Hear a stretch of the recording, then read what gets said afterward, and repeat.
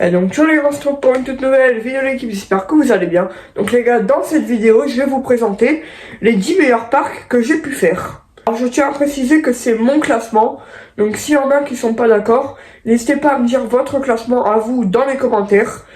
N'hésitez pas aussi à liker et à vous abonner. Et allez, let's go! C'est parti.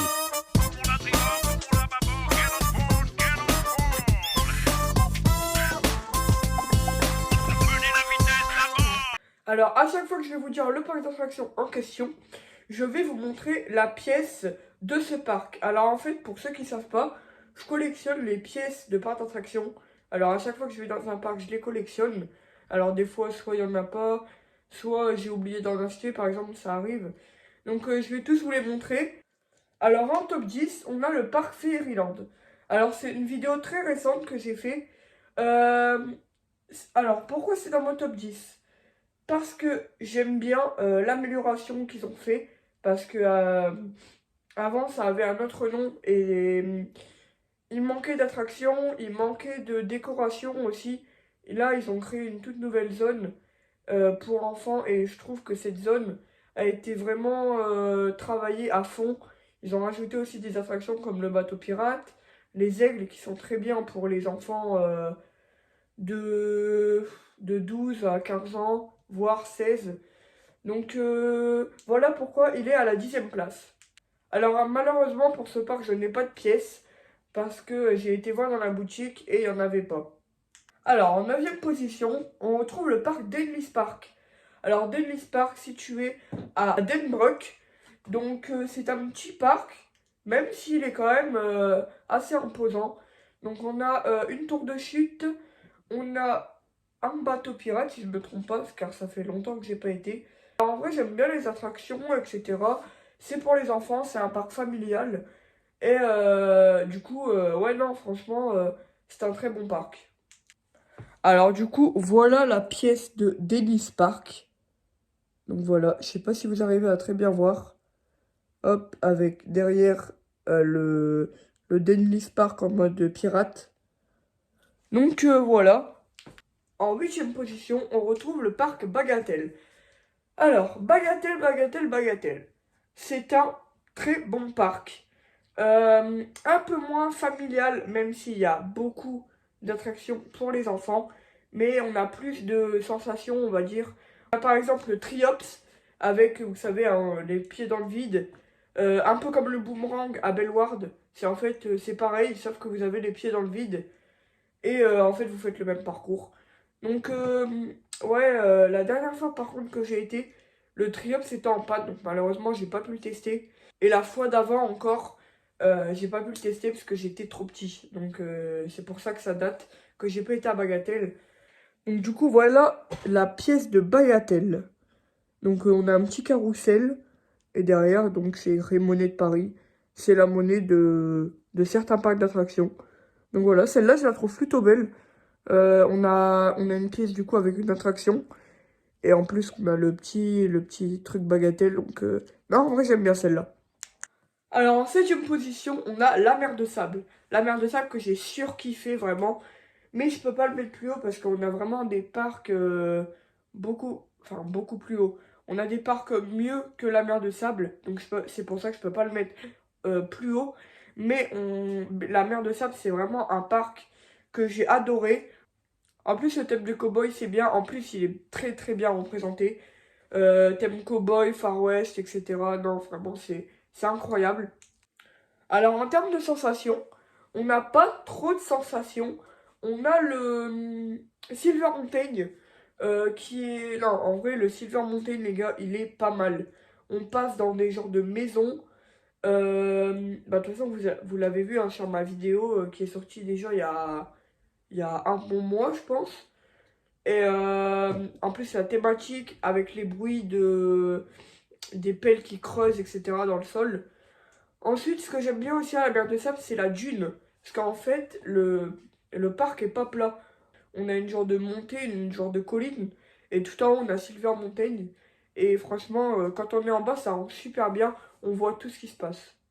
Et même quand on est en haut, quand on est vers l'attraction, vous savez, avec les bouées là, Dans la file d'attente, on voit vraiment tout le parc et c'est magnifique.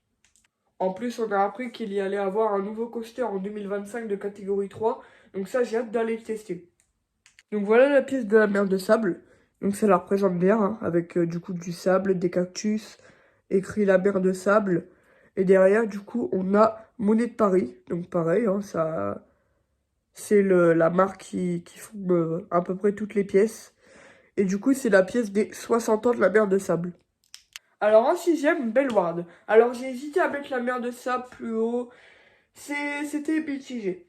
Alors Bellward, j'aime bien. Surtout la nouvelle zone Mundo Amazonia, qui est vraiment incroyable. J'ai pas pu tester la nouvelle attraction parce que malheureusement j'avais des passes, mais ils se sont terminés le jour où Mundo Amazonia a ouvert. Donc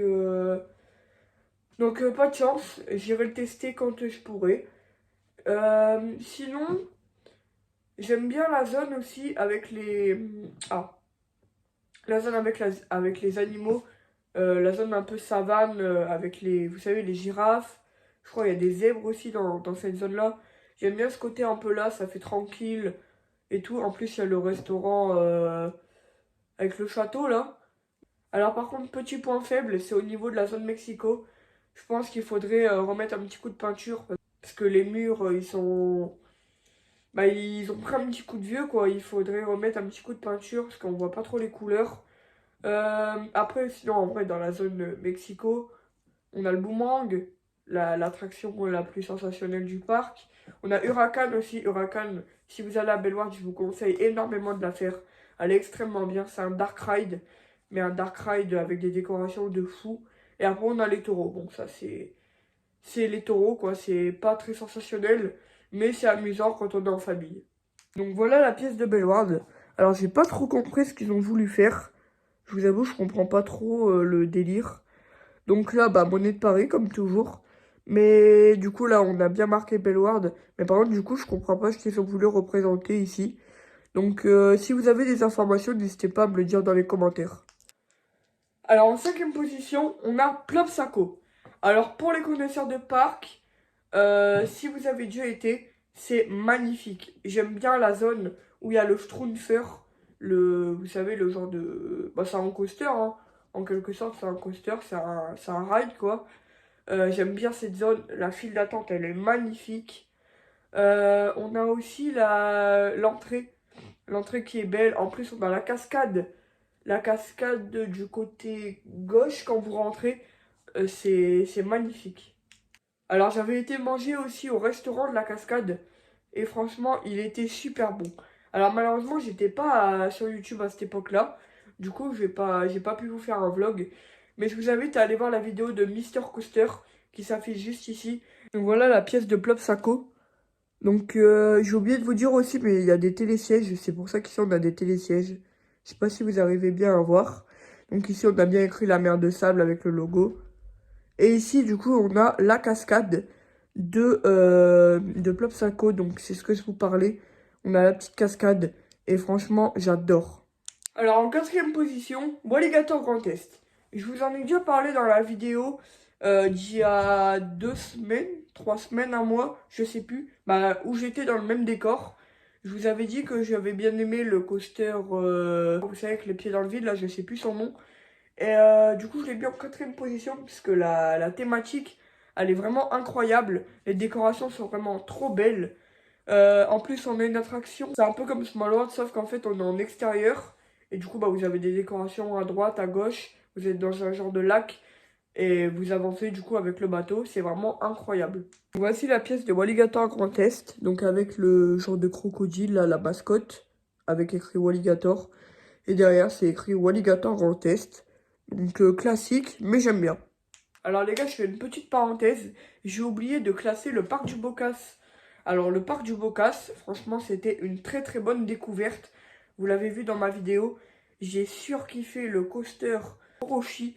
Il était vraiment incroyable. Après, on avait la mine d'or aussi qui était pas mal. Après, c'est plus bien sûr pour les familles.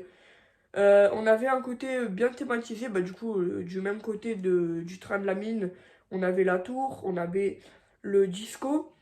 Et on avait la fameuse attraction qu'on allait louper. C'était comme Small World ou comme Boomba Circus à Plopsaland de Panne dans les voitures. Donc on se baladait et puis il y avait des décorations. C'était vraiment incroyable. Alors par contre, j'ai oublié de prendre la pièce du Bocas. Du coup, je l'ai pas encore et j'espère y aller pour peut-être la voir cette fois-ci. En troisième position, les gars, vous le connaissez, c'est Plopsaland de Panne. Plopsaland de Panne, rien à dire. Décoration incroyable, attraction incroyable, attraction pour les enfants incroyable. Il y a tout d'incroyable dans ce parc, les gars. La restauration, c'est un petit peu compliqué, même si ça s'est beaucoup amélioré. Beaucoup amélioré depuis un bon 2 ans, je pense. Parce qu'avant, les serveurs étaient assez froids. Maintenant, ça s'est amélioré, donc je suis très content pour ce parc. Alors du coup, voici la pièce. Donc I Love Plopsa. Avec derrière la forme de la Belgique avec un B au milieu. Parce que Plopsaland de Panne, du coup, c'est en Belgique. Et alors celle-là, je la surkiffe un petit peu moins. Parce qu'elle est très classique, je trouve. Mais ça fait l'affaire. Alors en deuxième position, c'est un très grand parc. Il y en a, je pense qu'il y en a vraiment pas mal qui le connaissent. C'est le Futuroscope. Alors le Futuroscope, j'étais pas sur YouTube. Enfin, je n'étais pas encore sur YouTube. Mais j'ai vraiment surkiffé. La décoration était incroyable. Les attractions, surtout Objectif Mars, il était incroyable. Je vous spoil pas ce qu'il y a à la fin de l'attraction. Pour ceux qui ne l'ont jamais fait, n'hésitez pas à aller le faire. Et je vous spoil pas ce qu'il y a à la fin, mais il y a une petite surprise. Sinon, on a l'extraordinaire voyage. C'est en fait, vous êtes assis dans des sièges et vous bougez, en fait, vous recevez de l'air et tout. Vous traversez les montagnes, les paysages. Et en même temps, vous sentez l'odeur et tout. C'est vraiment très bien fait. Alors, on a aussi une petite zone avec des attractions. Bon, c'est des attractions un peu enfantins. Mais il y a une attraction que j'aime bien. C'est en fait, vous êtes dans un genre de rond. Enfin, un rond, ouais, un cercle, comme vous voulez. Et en fait, vous tournez en rond comme ça. Et en fait, quand vous êtes dedans, vous tournez comme ça. Du coup, vous avez la tête à l'envers. Et en même temps, vous tournez avec la tête à l'envers comme ça.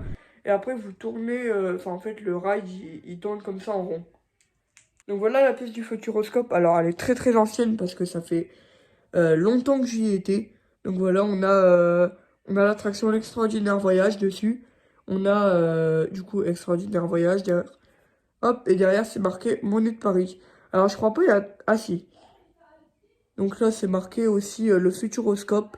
Donc franchement les gars, Futuroscope c'était l'un de mes parcs préférés.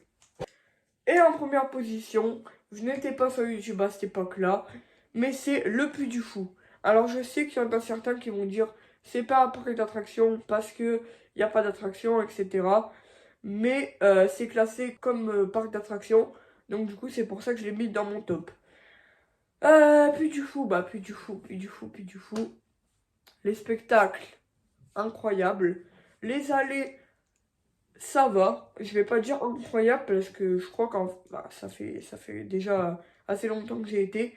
Mais si je me rappelle bien, on a que des arbres sur le côté. Et après, du coup, on a tous les spectacles. Alors, on en a qui sont mieux que les autres. J'ai pas fait, quand j'ai été, j'ai pas fait la ciné-décennie, s'il y en a qui connaissent. Parce que je sais plus pourquoi on avait dû partir. Donc, je l'ai pas fait.